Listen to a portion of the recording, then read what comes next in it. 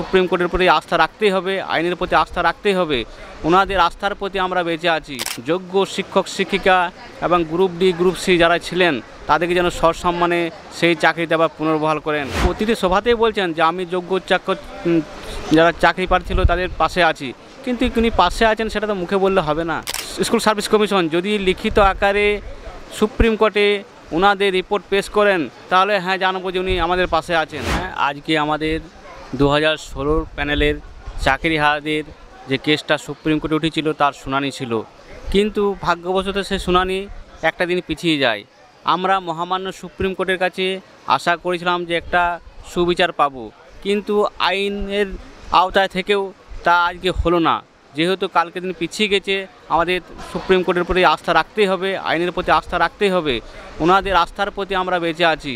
ওনারা যেন যোগ্য শিক্ষক শিক্ষিকা এবং গ্রুপ ডি গ্রুপ সি যারা ছিলেন তাদেরকে যেন সসম্মানে সেই চাকরিতে আবার পুনর্বহাল করেন, এই আশা আমরা মহামান্য সুপ্রিম কোর্টের কাছে রাখছি।